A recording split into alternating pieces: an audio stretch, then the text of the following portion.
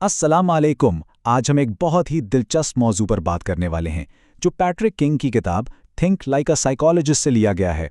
ये किताब एक बुनियादी सवाल का जवाब देने की कोशिश करती है जो हम सब के जहन में कभी ना कभी आता है। आखिर लोग वैसा क्यों करते हैं जैसा वो करते हैं? आइए इस गुत्थी को सुलझाने की कोशिश करते हैं।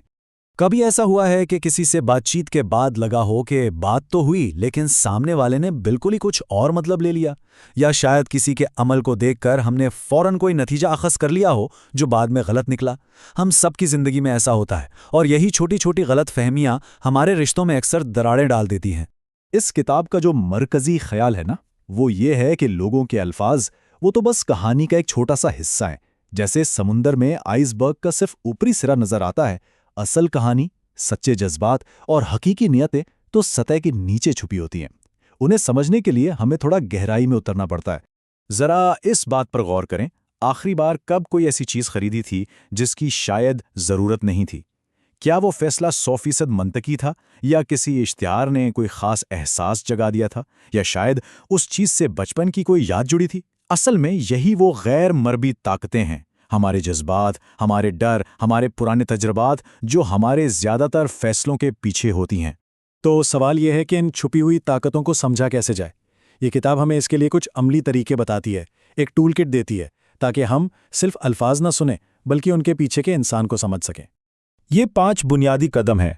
पहला, गैर लफ्जी इशारों को पढ़ना, यानी क्या किसी की मुस्कुराहट उसकी आंखों तक पहुंच रही है या सिर्फ होठों पर है।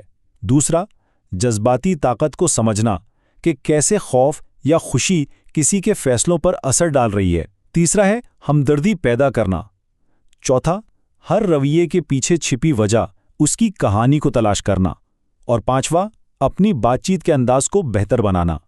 चलें जज्बात और फैसलों के इस ताल्लुक को थोड़ा और गहराई से देखते हैं। ये एक ऐसी ज़बरदस्त क़ुव्वत है जो अक्सर हमारी अक्ल और मंतक पर हावी हो जाती है। ये स्लाइड हमारे अंदर की कश्मकश को बहुत खूबी से दिखा रही है। मंतकी तौर पर हम सब जानते हैं कि पैसे बचाने चाहिए, लेकिन जज्बाती तौर पर हम खुद को ये कहकर कायल कर लेते हैं कि हम इस महंगी चीज़ के हकदार हैं।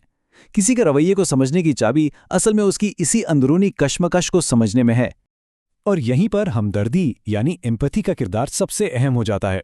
देखें, सिंपैथी या तर्स का मतलब है किसी के लिए दूर से अफसोस करना, लेकिन एम्पैथी का मतलब है खुद को उस शख्स की जगह पर रखकर यह महसूस करने की कोशिश करना कि वो कैसा महसूस कर रहा होगा, भले ही हम उसकी बात से मुत्तफिक ना हो। यही गहरे और सच्चे ताल्लुक की बुनियाद है। अब ये जो नफ्सियाती महारतें हैं, ये सिर्फ ज़ाती ताल्लुकात तक महदूद नहीं है। एक बेहतरीन उस्ताद, एक समझदार वालिदैन और एक मुअस्सिर लीडर बनने के लिए भी ये इतनी ही ज़रूरी हैं। असल कामयाबी सिर्फ मालूमात देना नहीं, बल्कि लोगों के दिलों तक पहुंचना है। जब कोई इस हुनर में महारत हासिल कर लेता है तो वो सिर्फ ज़हनों पर नहीं बल्कि दिलों पर एक ऐसा नक्श छोड़ता है जो कभी नहीं मिटता, चाहे वो क्लासरूम हो, घर हो या दफ्तर। ये कौल क़यादत की असल रूह को बयान करता है। क़यादत किसी ओहदे का नाम नहीं, बल्कि अपनी टीम के हर फर्द के एहसासात, उनके ख़दशात और उनके ख्वाबों को समझने और उनका साथी बनने का नाम है। हमारे लिए बेहतरीन मिसाल तो नबी करीम सल्लल्लाहु अलैहि वसल्लम की ज़िंदगी में है। आप सल्लल्लाहु अलैहि वसल्लम के पास जब कोई आता तो आप सल्लल्लाहु अलैहि वसल्लम उसके मिजाज और हालात को समझकर बात करते। वो वाक़या तो याद ही होगा जब एक बूढ़ी औरत रोज़ आप पर कूड़ा फेंकती थी। जब एक दिन उसने ऐसा नहीं किया तो आप सल्लल्लाहु अलैहि वसल्लम ने सिर्फ हिदायत नहीं दी बल्कि उसकी खैरियत पूछने उसके घर तशरीफ़ ले गए। ये समझदारी और हमदर्दी ही थी जिसने दिलों को फतह किया, और यही क़यादत की असल महराज है। तो इस तमाम गुफ्तगू का खुलासा ये है कि लोगों को गहराई से समझने के उसूल हमें ना सिर्फ बेहतर लीडर बनाते हैं, बल्कि ये हमारे ज़ाती रिश्तों को मजबूत करने और एक हमदर्द मुआशरा बनाने की बुनियाद भी हैं।